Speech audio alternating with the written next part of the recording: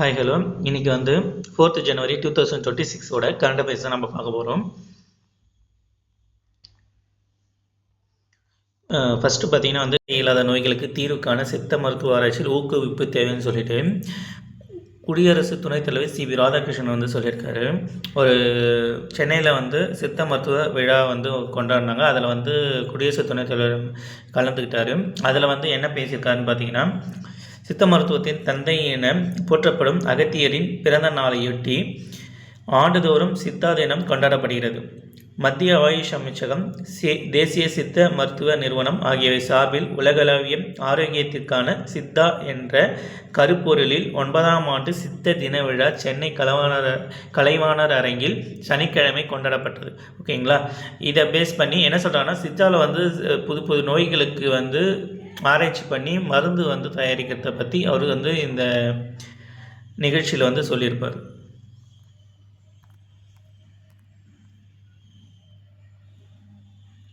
அடுத்ததாக பார்த்தீங்கன்னா வந்து கல்வித்துறை அமைச்சர் அன்பில் மகேஷ் வந்து சாவித்ரிபாய் பூலே பேரில் ஆசிரியர்களுக்கு விருது வழங்கணும்னு சொல்லிட்டு பேசியிருப்பார். அது என்னென்னு அவங்க பார்க்கலாம்.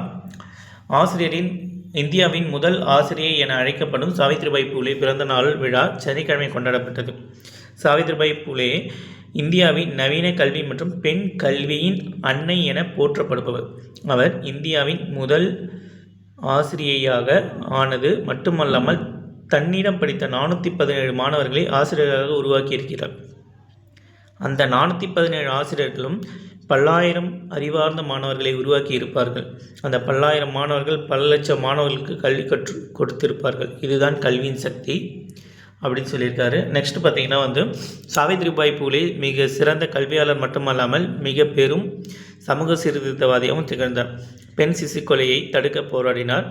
மராட்டிய மொழியின் கவிதை இலக்கியத்தில் மாபெரும் திருப்புமுனையை தந்தவர் சாவித்ரிபாய் பூலே. அவர் கவிஞராகவும் திகழ்ந்தார்.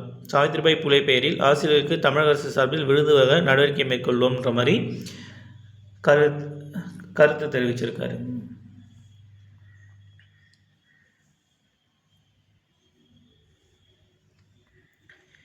ஒரு நியூஸ் என்ன பார்த்தீங்கன்னா, டெங்கு காய்ச்சல் பாதிப்பில் தமிழகம் வந்து முதலிடத்தில் இருக்குது. கடந்த ஆண்டில் வந்து 20,866 பேருக்கு தொற்று ஆயிருக்கும். இந்த தொற்று வந்து ஏடிஎஸ் கொசு மூலமாக தான் பரவிட்டு வருது.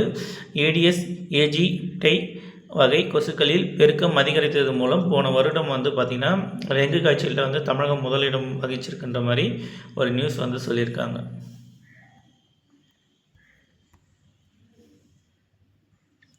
புத்தரின் ஞானமும் பாதையும் மனித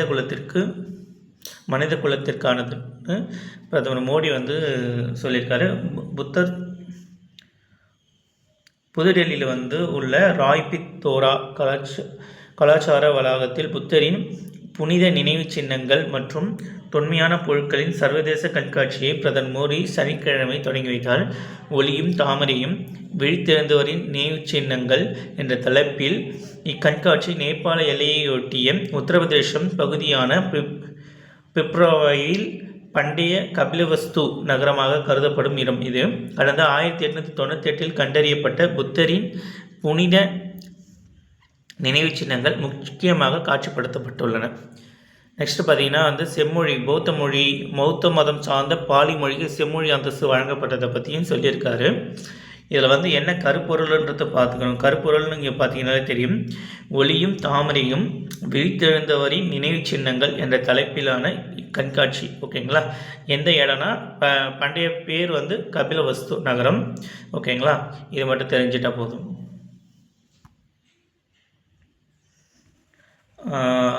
வேலு நாச்சியார் பிறந்த நாள் மற்றும் வந்து கட்டபொம்மனோட பிறந்த நாளுக்கு வந்து எல்லாரும் வாழ்த்து தெரிவிச்சிருக்காங்க. 1770ஆம் ஆண்டு பிறந்த ராணி வேலு நாச்சியார் கிழக்கிந்திய கம்பெனிக்கு எதிராக போரிட்டது தனது சிவகங்கை ராஜ்யத்தை மீண்டும் வென்ற முதல் இந்திய ராணி ஆவார். அவரது பிறந்த நாளை ஜனவரி 3 குடியரசுத் தலைவர் சி வி ராதாகிருஷ்ணன் தனது எக்ஸ்வலை பதிவில் தெரிவித்திருக்கிறார். அதே மாதிரி வந்து கட்டபொம்மனை பற்றி சொல்லியிருக்காங்க.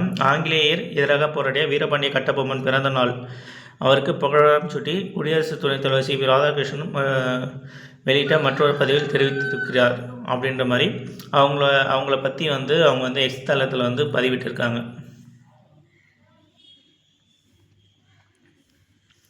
அந்தமானில் புதிய குற்றவியல் சட்டங்கள் குறித்த கண்காட்சி அமித்ஷா தொடங்கி வைத்தார்.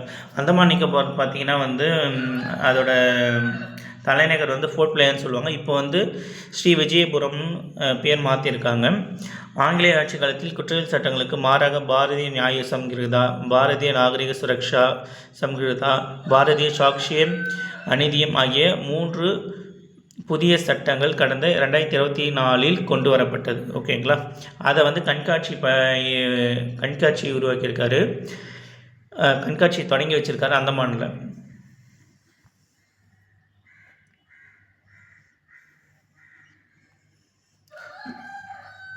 தேசிய துப்பாக்கிச் சுடுதலில் தமிழகம் தங்கம் வென்றிருக்கிறது.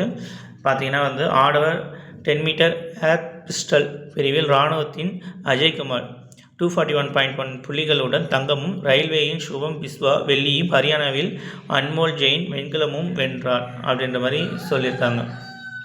தமிழகத்துக்கு தங்கம் வாங்கியிருக்கிறதுனால அது முக்கியமான நியூஸ்.